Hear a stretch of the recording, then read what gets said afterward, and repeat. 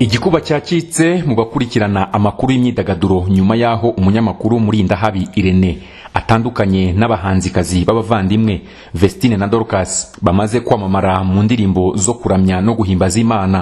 Murindahabi yaramaze imyaka irenga 2 ari we ureberera inyungu z'aba bahanzi bakorera umurimo w'Imana mu itorero rya ADPR ndetse bakaba baririmba by'umwihariko muri korali Gosheni y'Imusanze. Uwavuga ibyabo bikomeje kuba agatereranzamba ntabwo yabagiye kure y'ukuri, kuko nyuma y'ibaruwa yashizwe hanze n'umunyamakuru Murindahabi wafashaga aba bakobwa abinyujije mu nzu ifasha abahanzi ye yitwa Irene Entertainment MIE, umubyeyi wabo nawe yanze kwiyumanganya.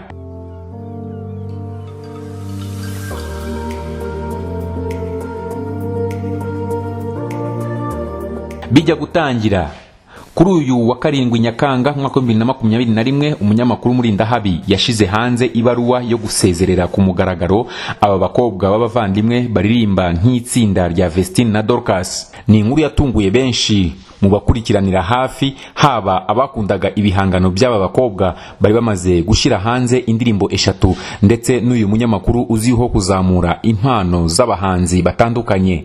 Amagambo yabaye menshi ku mbuga nkoranyambaga, buri wese yibaza ibyabaye kugira ngo aba bahanzikazi batandukanye n'uyu munyamakuru wabafashaga cyane ko hatari higeze hatangazwa icyabatandukanyije.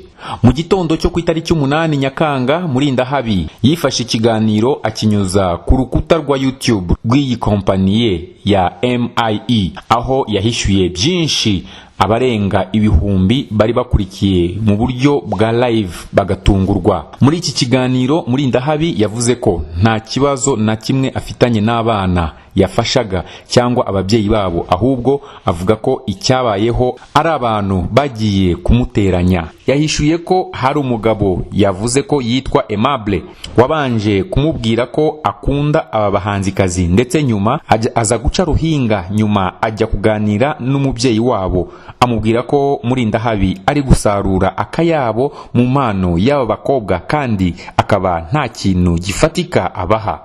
Yahawe urwandiko rumuteguza kujyanwa mu nkiko. Muri iki kiganiro cyamaze iminota irenga 50 Murindahabi wagaragaraga nk'ufite agahinda ko gutandukana n'aba bahanzikazi yabwiye abari bamukurikiye ko itandukana ryabo atari we warigizemo uruhare, nk'uko byumvikana mu majwi voice notes y'aba bahanzikazi, ngo umubyeyi wabo yifashishije umunyamategeko bandikira Murindahabi bamumenyesha ibyo agomba gukora, atabikora akagezwa mu butabera. Muri iki kiganiro uyu munyamakuru yasomye ibaruwa y'umunyamategeko wamwandikiye avuga ko ahagarariye umubyeyi wabo. Mu bikubiye muri urwo rwandiko harimo kuba umunyamategeko asaba uyu munyamakuru gusubiza chaîne ya YouTube y'aba bana, akerekana uburyo yagiye yinjizamo amafaranga aturutse mu muziki wabo. Ikindi yasabwe no kugaragaza inkunga yahawe n'abantu mu izina rya Dorcas na Vestine.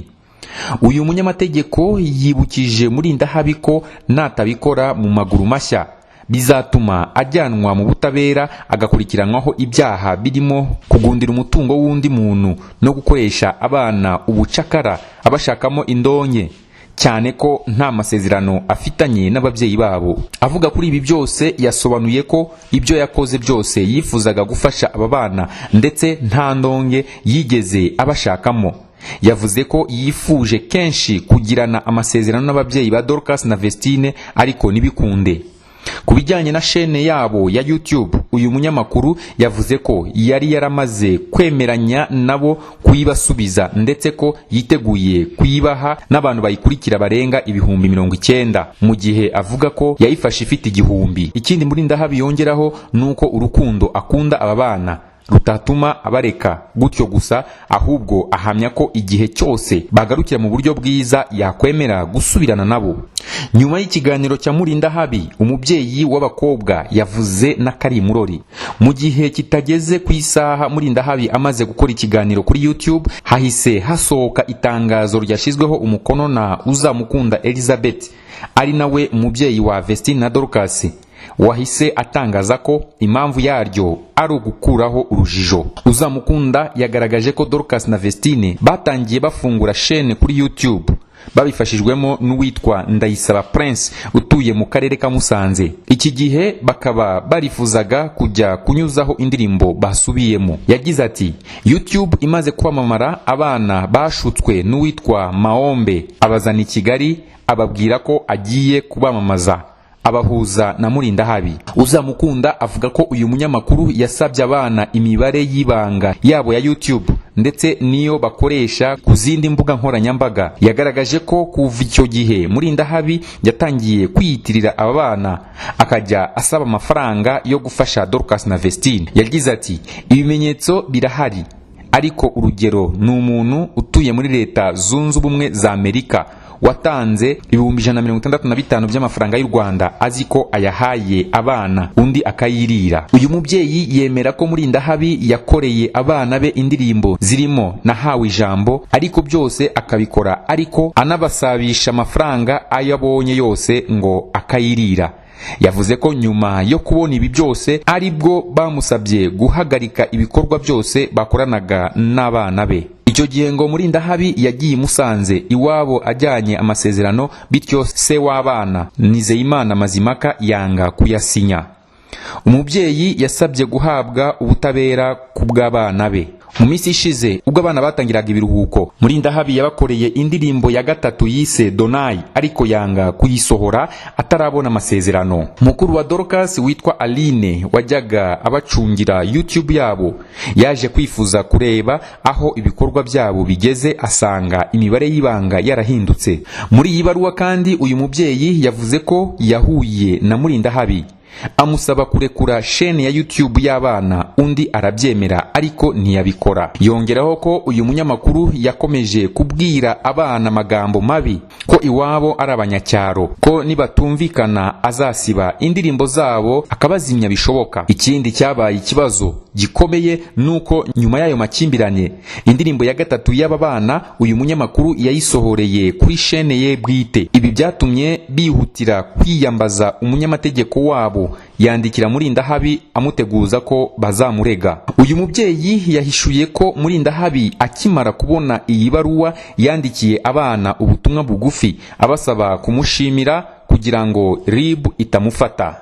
Yagize ati akimara kubona iyo baruwa yihutiye gushaka abana ngo bitandukanye natwe, abandikira SMS abashuka ngo bifate amajwi bamushimira, bavuge ko yabarihiye amashuri kugira ngo RIB itamufata.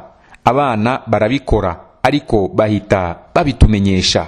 Uyu mubyeyi yasoje avuga ko yakoze ibi byose kugira ngo abanyarwanda bamenye ukuri, anasaba inzego z'ubutabera ngo zirenganure umuryango we. Ibyo wamenya kuri Vestine na Dorcas. Ishimwe Vestine na Kamikazi Dorcas n'abavandimwe babiri bavuka mu karere ka Musanze, biyemeje kuririmba indirimbo zihimbaza Imana mu myaka y'ubuto bwabo.